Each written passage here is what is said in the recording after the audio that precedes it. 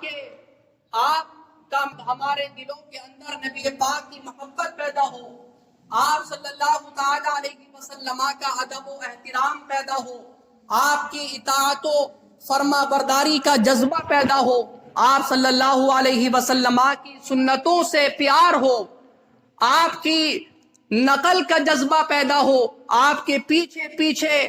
چلنے کا داعیہ ہمارے اندر پیدا ہو۔ اس لیے اللہ تبارک و تعالی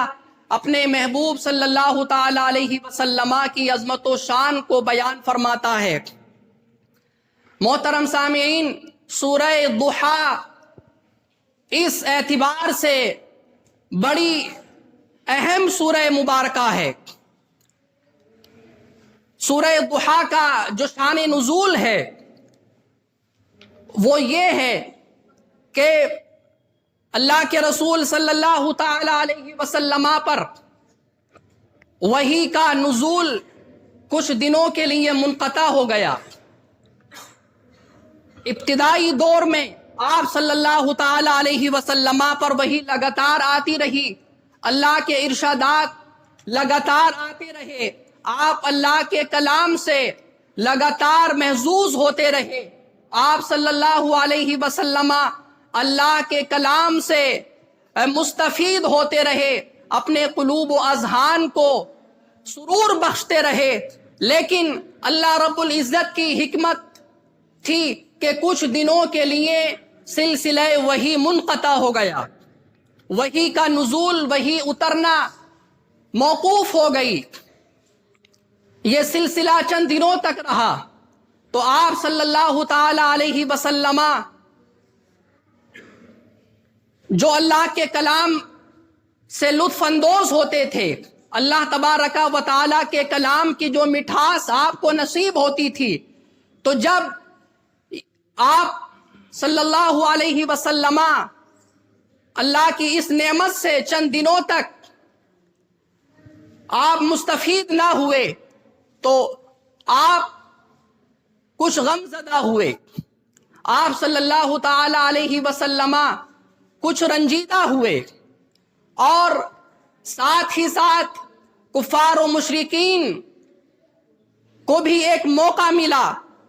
کہ اب ان پر وحی کا نزول ختم ہو گیا۔ یہ جس چیز کا دعویٰ کرتے تھے کہ میں اللہ کا نبی ہوں، میں اللہ کا رسول ہوں، میری طرف اللہ کے پیغامات آتے ہیں، میری جانب اللہ کے ارشادات آتے ہیں، میرے اوپر اللہ کا کلام نازل ہوتا ہے، کل تک تو ان کا دعویٰ یہ تھا کہ ان پر اللہ کا کلام نازل ہو رہا ہے، لیکن چند دن ہو گئے ہیں انہوں نے اس چیز کا دعویٰ نہیں کیا کہ آج میرے اوپر اللہ کا یہ پیغام آیا ہے، آج میرے اوپر اللہ کا یہ کلام نازل ہوا ہے۔ چند دن ہو گئے ان پر کوئی کلام نازل نہیں ہوا تو کفار و مشرکین جو نبی پاک صلی اللہ تعالی علیہ وسلم کی طاق میں لگے رہتے تھے کہ کوئی موقع ہمیں ملے کہ ہم ان کو رنجیدہ کریں، ان کو غم زدہ کریں، ان کو معاذ اللہ تکلیف پہنچائیں، ان کو موقع مل گیا اور انہوں نے یہ کہنا شروع کر دیا کہ ان کے رب نے ان کو چھوڑ دیا ہے، ان کا رب ان سے ناراض ہو گیا ہے۔ طرح طرح کی باتیں کفار و مشرکین کے درمیان ہونے لگیں کہ ان کے رب نے ان کو ناپسند کر لیا، کہاں گیا ان کا رب جو ان پر کلام نازل کرتا تھا۔ محترم سامعین، جب یہ بات نبی پاک صلی اللہ علیہ وسلم کے گوش مبارک میں آئی تو آپ اور زیادہ غمگین ہوئے، آپ صلی اللہ علیہ وسلم غم زدہ ہوئے۔ اللہ تبارک و تعالی نے جب ملاحظہ فرمایا کہ میرا محبوب غم زدہ ہے، رنجیدہ ہے، کفار و مشرکین کی جانب سے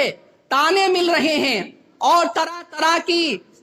بےہودہ باتیں کفار و مشرکین کے درمیان پھیلی ہوئی ہیں، اللہ تبارک و تعالی کی رحمت کو گوارا نہ ہوا۔ اللہ تبارک و تعالی نے یہ سورہ ضحیٰ پوری سورہ مبارکہ نازل فرمائی اور اس سورہ مبارکہ کے اندر کفار و مشرکین کے اعتراض کا جواب دیا۔ اللہ تبارک و تعالی نے آپ کا دفاع فرمایا، آپ کو تسلی دی، آپ صلی اللہ علیہ وسلم کے دل کو سکون بخشا، آپ کی تسکین خاطر کے لیے اللہ تبارک و تعالیٰ نے سورہ مبارکہ کو نازل فرمایا. تو یہ سورہ مبارکہ مشرکین کے اعتراض کے جواب میں نازل ہوئی، ان کے اعتراض کے دفاع میں نازل ہوئی. اللہ تبارک و تعالیٰ نے دفاع کرنے کے لیے اس سورہ مبارکہ کو نازل فرمایا. تو اس سے ہم یہ سمجھ سکتے ہیں اور ہمیں سمجھنا چاہیے کہ عظمت مصطفیٰ ایسی ہے کہ کفار و مشرکین کی جانب سے جب اعتراضات ہوتے ہیں، ان کی جانب سے جب سوالات ہوتے ہیں، تو اللہ تبارک و تعالی اعتراض کا جواب آپ پر نہیں چھوڑتا ہے، اعتراض کا جواب آپ کی ذات پر نہیں چھوڑتا ہے. جب کفار و مشرکین کی جانب سے ستایا جاتا ہے، آپ کو اذیت پہنچائی جاتی ہے، تو ایسے وقت میں اللہ تبارک و تعالی اپنے محبوب کو تنہا نہیں چھوڑتا کہ یہ جواب خود دیں، یہ جواب خود کفار و مشرکین کو دیں. حالانکہ سنت انبیاء یہی رہی کہ جب جب انبیاء کرام پر اعتراض کیے گئے تو انبیاء کرام نے از خود ان کا جواب دیا. قرآن مجید کے اندر وہ آیات مبارکہ ہیں، لیکن اللہ تبارک و تعالی نے یہاں وہ انداز اختیار نہیں فرمایا، بلکہ جواب اللہ تبارک و تعالی نے خود دیا. آیات نازل فرمائی، پہلے قسم اللہ نے اٹھائی، قسم یاد فرمائی، والضحی واللیل اذا سجا، کہ مجھے قسم ہے چاشت کے وقت کی، مجھے قسم ہے رات کی جب وہ چھا جائے. پھر آگے اللہ تبارک و تعالی نے دو چیزوں کی قسم اٹھا کر کے، دو چیزوں کی قسم یاد فرما کر کے جو جواب دینا تھا وہ جواب دیا کہ ما ودعک ربک وما قلی، کہ اے میرے محبوب، آپ کے رب نے نہ آپ کو چھوڑا ہے اور نہ آپ کا رب آپ سے ناراض ہوا ہے. کفار نے اعتراض کیا تھا کہ ان کے رب نے ان کو چھوڑ دیا. تو سنت انبیاء تو یہی تھی کہ انبیاء خود جواب دیتے تھے، لیکن یہاں اللہ تبارک و تعالی نے آپ کو تنہا نہیں چھوڑا، بلکہ آیات نازل فرما کر کے خود جواب ارشاد فرمایا. اور جواب بھی سادہ انداز میں نہیں، جواب بھی کوئی معمولی انداز میں نہیں، بلکہ جواب کے اندر مضبوطی قائم فرمائی گئی، جواب کے اندر تاکید فرمائی گئی. اس لیے کہ دو چیزوں کی قسم اٹھائی گئی. قسم جب اٹھا لی جاتی ہے تو پھر مضمون مضبوط ہو جاتا ہے، پھر بات بہت زیادہ مضبوط ہو جاتی ہے. اللہ تبارک و تعالی نے بات کو مضبوط کرنے کے لیے، حالانکہ اللہ کی بات پہلے ہی سے مضبوط ہے، وہ قسم اٹھائے یا نہ اٹھائے، اللہ تبارک و تعالی کی بات شک و شبہ سے پاک ہے. لیکن عرب کے اندر یہ رواج تھا اور دنیا کے اندر یہ رواج ہے کہ جب وہ اپنی بات کے اندر پختگی پیدا کرنا چاہتے ہیں تو قسم پہلے رکھتے ہیں تاکہ پختگی پیدا ہو جائے. اللہ تبارک و تعالی نے لوگوں کے کلام کی رعایت کرتے ہوئے قسم یاد فرمائی اور قسم اٹھا کر کے ارشاد فرمایا کہ ما ودعک ربک وما قلی، آپ کے رب نے آپ کو نہ چھوڑا ہے اور نہ وہ آپ سے ناراض ہوا ہے. محترم سامعین، بتانے کا مقصود یہ ہے کہ ہمارے جو نبی ہیں، اللہ تبارک و تعالی نے ہمیں جن کی امت میں پیدا کیا ہے، ہم جن کا کلمہ پڑھتے ہیں، جو ہمارے رہنما ہیں، وہ ایسی شان والے ہیں کہ اللہ تبارک و تعالی ان پر کیے گئے اعتراضات کا خود جواب ارشاد فرما رہا ہے. لیکن ہم ہیں کہ ہم ایسے نبی کو نہ یاد کر رہے ہیں، ایسے نبی کی نہ سنتوں سے ہم پیار کر رہے ہیں، ایسے نبی کی نہ ہم نقل کر رہے ہیں، نہ ایسے نبی صلی اللہ تعالی علیہ وسلم کی اطاعت و فرما برداری کی کوشش کر رہے ہیں. ہونا یہ چاہیے کہ جب ایسا باعظمت رسول، ایسا عظیم الشان رسول اللہ تبارک و تعالی نے جب ہم کو عطا کیا ہے تو ہم روزانہ اس کو یاد کریں، ہر وقت اپنے ذہن و فکر میں انہی کا ذکر رکھیں، ان کی یاد رکھیں، چلتے پھرتے ہر عمل میں ہمارے ہر عمل کے اندر سنت رسول ہونا چاہیے، ہر عمل کے اندر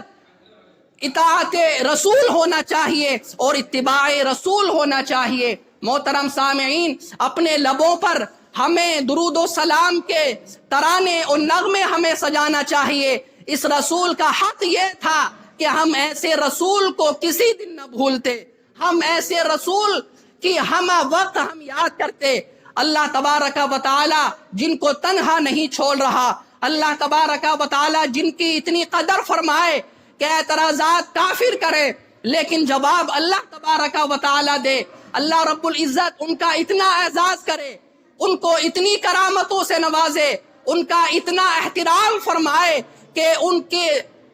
ان کے اوپر ہونے والے اعتراضات کو اللہ تبارک و تعالی دو چیزوں کی قسم اٹھا کر کے رد فرمائے۔ تو ہمیں ایسے نبی سے کتنی محبت کرنا چاہیے تھی، ہمیں ایسے نبی کو اپنی زندگی کے اندر لانا چاہیے اور ایسے نبی صلی اللہ تعالی علیہ وسلم کی اطاعت و فرما برداری کرنا چاہیے۔ آپ پڑھیں تو صحیح، یہ صرف ایک آیت کریمہ جواب میں اتاری اور صرف ایک آیت کریمہ ہی نہیں، حالانکہ بات یہاں پر بھی ختم ہو جانا چاہیے تھی، بات یہاں پر بھی اگر ختم فرما دی جاتی تو اس اعتراض کا جواب پورا ہو گیا۔ اعتراض کیا گیا کہ نبی کو چھوڑ دیا گیا، ان کے رب نے ان کو چھوڑ دیا، اللہ تعالیٰ نے فرما دیا ما ودعک ربک وما قلی، جواب تو پورا ہو گیا، لیکن نہیں، بات محبوب کی ہے، بات بڑی اہم ہے، بات جو ہے وہ رسولوں کے سردار کی ہے، بات نبیوں کے تاجدار کی ہے، بات آمنہ کے لال کی ہے، بات محبوب اکبر کی ہے۔ تو اللہ تبارک و تعالی نے صرف ایک آیت پر اکتفا نہیں فرمایا، بلکہ اللہ تعالیٰ آگے ارشاد فرما رہا ہے ما ودعک ربک وما قلی وللآخرۃ خیر لک من الاولی، کہ اے محبوب آپ کی ہر آنے والی گھڑی پچھلی گھڑی سے بہتر ہے، اے محبوب آخرت آپ کے لیے دنیا سے بہتر ہے۔ یہ دنیا کے اندر آپ کا مقام نہیں سمجھ رہے، یہ دنیا کے اندر آپ کی عزت و عظمت کا اقرار نہیں کر رہے ہیں، لیکن کل قیامت برپا ہوگی تو وہ صرف تیری شان دکھانے کے لیے ہوگی، کل قیامت برپا ہوگی تو وہ تیری عظمت کو ظاہر کرنے کے لیے ہوگی۔ کل جو آخرت ہے وہ تمہارے آج سے بہتر ہے، وہ تمہارے لیے دنیا سے بہتر ہے۔ محترم سامعین، یہ آیت بتا رہی ہے کہ قیامت کا دن نبی پاک صلی اللہ علیہ وسلم کی عظمت کو ظاہر کرنے کا دن ہوگا، قیامت کا دن آپ کا دن ہوگا، قیامت کا دن آپ صلی اللہ علیہ وسلم کی رضا کا دن ہوگا، وہ آپ کی خوشی کا دن ہوگا۔ اعلیٰ حضرت کے بھائی ارشاد فرماتے ہیں کہ فقط اتنا سبب ہے انعقاد بزم محشر کا کہ شان محبوبی دکھائی جانے والی ہے۔ اعلیٰ حضرت کے بھائی ایک دوسری جگہ ارشاد فرماتے ہیں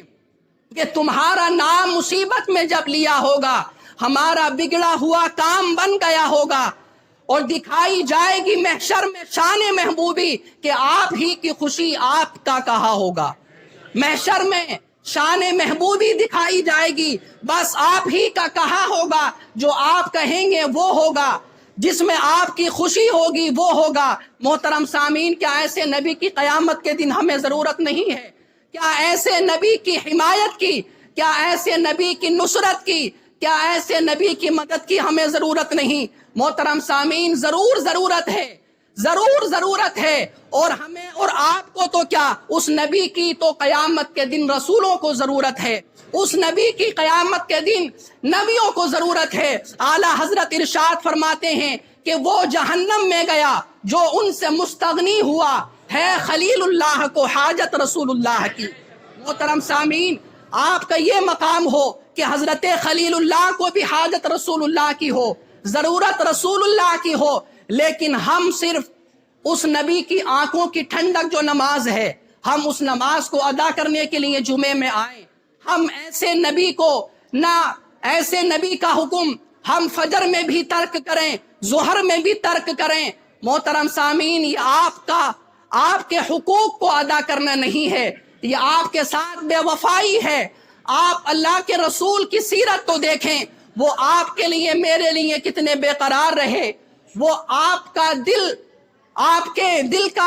دل کے حالات کا آپ مطالعہ کریں کہ آپ کے دل میں صرف امتی امتی تھی، آپ کے دل میں صرف امتی امتی کی صدائیں تھیں. آپ صلی اللہ علیہ وسلم رات کے اندھیروں میں، دل کے اجالوں میں آپ کے لیے ہاتھ اٹھاتے تھے. بتانے کا مقصود یہ ہے محترم سامعین، یہ مہینہ آپ کی پیدائش کا مہینہ ہے. ہم کچھ تو انقلاب لے کر کے آئیں، کچھ تو اپنی غفلتوں کو دور کریں، کچھ تو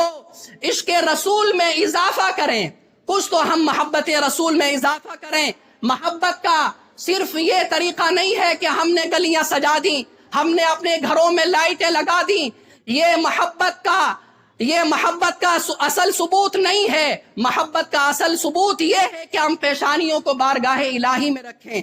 آپ دنیا کا جائزہ لیں کہ دنیا میں بہت سارے علاقے سیلاب میں ڈوبے ہوئے ہیں، کتنی آفتوں میں وہ مبتلا ہیں، کتنی پریشانیوں میں وہ گھرے ہوئے ہیں. اگر آپ صحیح ہیں، اگر آپ کو پانی مل رہا ہے، اگر آپ کو کھانا مل رہا ہے، تو آپ اللہ کا شکر ادا کریں. آپ فلسطین کو دیکھیں، آپ غزہ کو دیکھیں کہ وہاں